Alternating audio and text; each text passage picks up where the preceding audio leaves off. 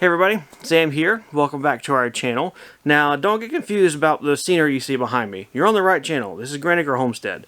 I'm just down here making some utensils and realized that I need to shoot the intro for the video you guys are about to watch because, well, we never did that. So, welcome back to the next series of building my workshop out on our Tennessee property. In today's video, we're going to be framing the roof. If you haven't seen the previous videos leading up to it, there's a link to that full playlist down below. Otherwise, let's get our stuff together and go back in time to show you guys how we frame the roof. I'm going to frame the roof with a 6/12 roof pitch. What that means is for every foot the roof goes in, it rises up 6 inches. That's going to make my ridge beam 3 foot off of the top of the wall. I've got to subtract the height or width of my header or ridge beam, which is 7 1/4 inches since it's a 2x8. So I'm going to cut the supporting structure beneath it to match that to give me an overall height of 36 inches. I'm going to go ahead and cut those down here on the sawhorses. Go ahead and build myself little miniature supports and all that kind of thing. I'll measure my halfway points on the short walls, so here and there. I'll put the little support in place, and then we'll start raising this ridge beam up. I may call in my brother and his tractor for support, or I may just forge ahead and do it myself. I'm very bad for, well, okay, I've always had to do things myself, so I've come up with systems and methods for just working by myself. So it's hard for me to think and realize that if I stop and kind of get some help over, it might overall be easier. Usually I just push through it and do it myself. So I don't know. We'll see if I can get a hold of him, if he can get over here in time, because usually I don't think about these things until it's go time. And I'll use them if I can. If not, I'll show you guys how I am going to raise up my 20-foot long ridge beam. Here's a spoiler alert. It's actually going to be 2 pieces. All right, 3 feet minus 7 1/4. 1, 2, 3, 4, 5, 6, 7 1/4.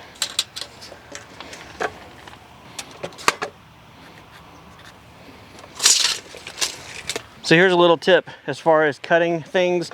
It would be, it could be easier to have a chop saw on site, and I mean, we have one, I just didn't bring it. But if you don't have one of those, and you have a circular saw, if you just put a tick mark where you want it to cut, start your saw where it needs to be, and then place your speed square beside it and let that be a guide. Let that be a rail you run beside. That way you don't have to put this here and put your whole pencil line and then follow it, which, I mean, if you want to, you can.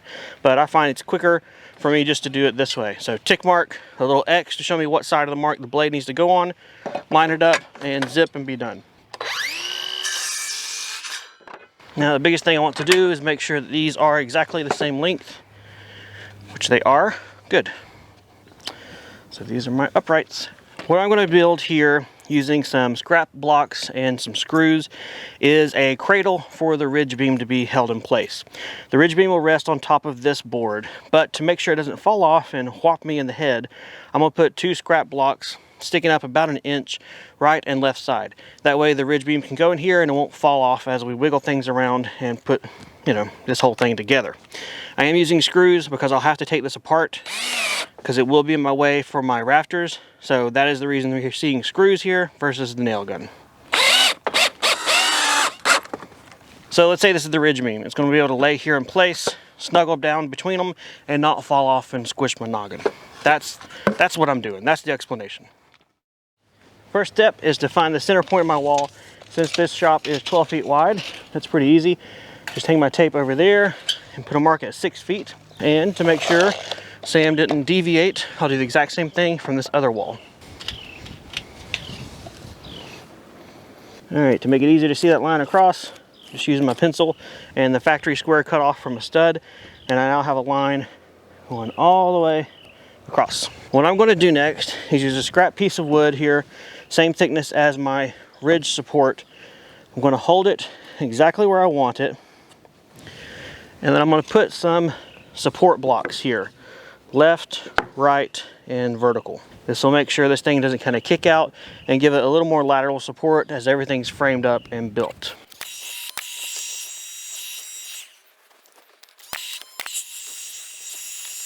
With those blocks in place, now I can fit my support here. It's a lot more stable connection. Obviously it's not rock solid, but that is also not the only connection to the wall. So I'll make sure these are flush. Feels good. And then I'm gonna put a couple of nails in it at an angle to toe nail this upright into the double top plate.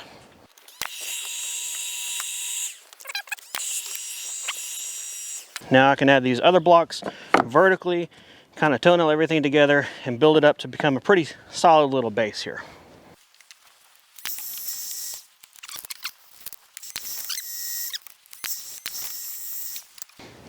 All right, as one last extra safety measure as we put everything together and hold it correct, I'm gonna put this diagonal piece here. This is sacrificial, it'll get pulled off later. This is gonna keep the ridge support left and right plumb. These have everything plumb front to back. This is gonna hold it left to right, which is very important as we're pushing and pulling and moving stuff around up here.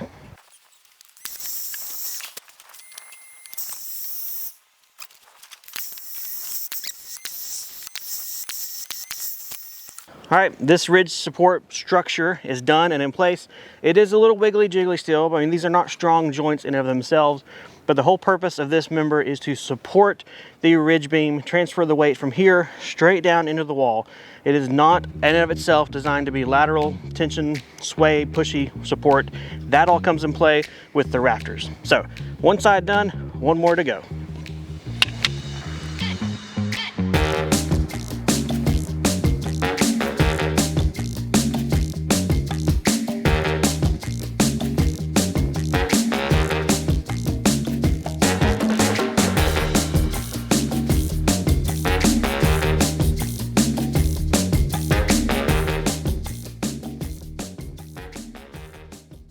All right guys, both of our ridge support beam structures are in place.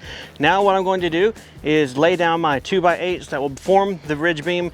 I'm going to go ahead and lay them down flat on the floor, scab together with some pieces of wood, joining the two. Then my brother's coming over with his tractor, fancy John Deere front loader tractor, and he's going to lift it up and help me set it in place. I could probably do it by myself, but it's one of those instances where, you know, someone wants to help you, you really need to let someone help you. It's not always about yourself. Maybe it's good for them, so that's what we're going to be doing. Plus, I mean, hey, showing off a tractor, another reason why we need a tractor, how we could use a tractor, yeah, works for me. All right, in order for all of this to fit on the floor here, which the reason I'm putting on the floor is because this is a nice level, flat surface to put these two boards together with. I'm gonna lay it diagonally. So right now I'm checking for the crown of my board. Now let me mark crown. Put that there. And then we'll get our second one.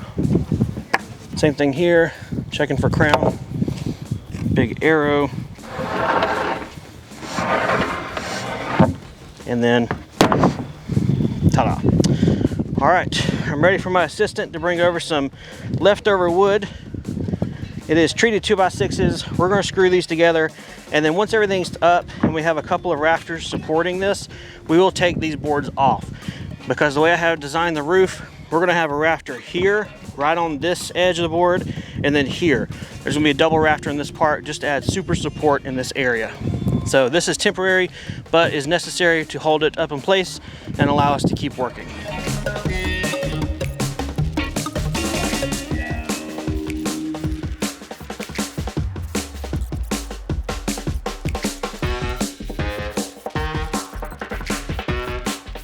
There we go.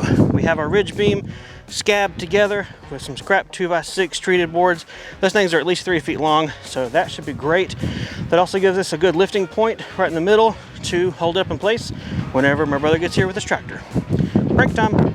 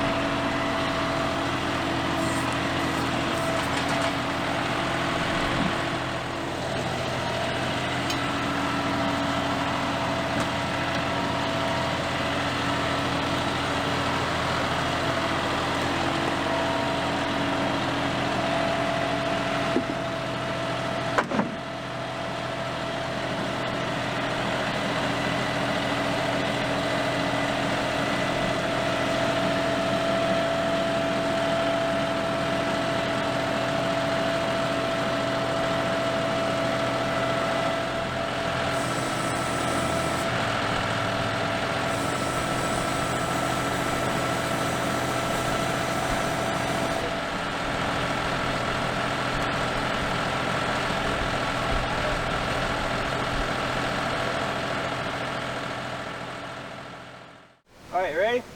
Yeah, I'm watching. Ow. That's using your head. Gotta tilt it back up on its edge. Whoa.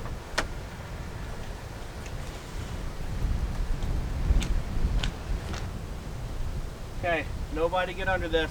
I promise.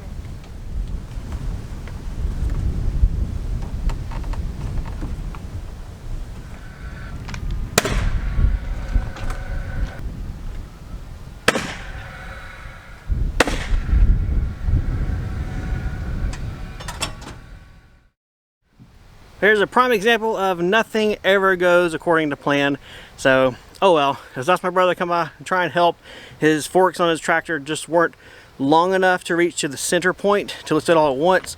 And then honestly, this ridge beam being flush with the outside of the walls anyway, left him no extra overhang to pick up from one end and hold as I did the others. So, oh well.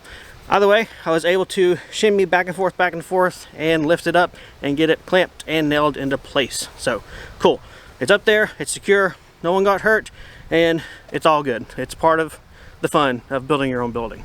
Before I start framing up the roof, I need to go ahead and sacrifice at least one 2x4, run it in the middle of the building, front to back, as we're looking front to back, and keep the long walls from bowing out as I add the rafters and kind of stress and put pressure on the system as a whole. Once that's in place, then I can go ahead and start assembling the rafters and putting the roof together. Really heavy.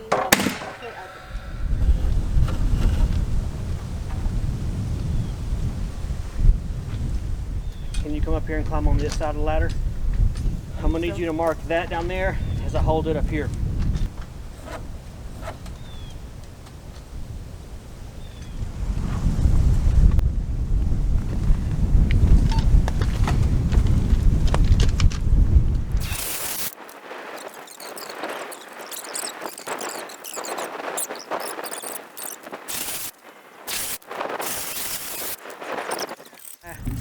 I have here one rafter, the very first rafter, and let's hope it's correct, and it's literally, officially, the first rafter. What you can see here is the bird's mouth. This is, let me hold it correctly for you guys. Wind's strong. This is the part that's gonna sit over top of the wall and lock things in nice and tight with the rafter. On the other end is the part that attaches to our ridge beam. If you're cutting ends, don't take for granted that this is exactly 612, because that's not going to be the case with how this rafter is done with the bird's mouth. It's really one of those things, you got to hold it up there, trace it, cut it. If it works great, this is your template. You then use this one to mark and cut every single other one for one half of your roof. If you're like me and you're not a framerologist and not a perfectionist at building, your roof is not going to be dead center. So I've found that the best way to get the best looking roof in the end is to measure and do one side, or at least get one template for one side and then do another template for the other side. At least that way, if that roof is a ½ inch off from dead center, the rafters and everything will be right and it'll work out best in the end. All right, we've cut our test piece, or our hopeful first official rafter. Let me scuttle over there, hold it up, and we'll see that it's awesome. Woohoo! I'm happy to say that the power of Sam and Angela combined gave us a perfect first template for our rafter. So we can go ahead and make replicated cuts for this whole side.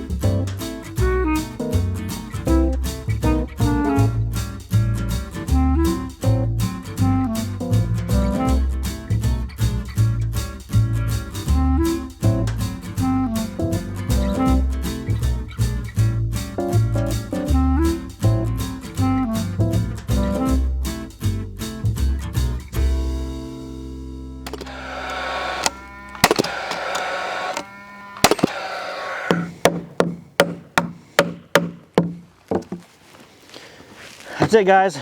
Roof is now framed up. Rafters are done. Another big old check off this to-do list. I'm building this workshop. And just like that, after 3, maybe 4 work days, we're done. So I wish I had Angela here beside me to give her opinion and thoughts of everything, but she's got a head cold and has lost her voice. So I'll just have to assume I tell you guys everything that she would think of the process, and hopefully do an okay job. So there's probably a question out there as far as why I chose to stick frame the roof of my workshop versus purchasing trusses or building my own DIY truss style for roof framing.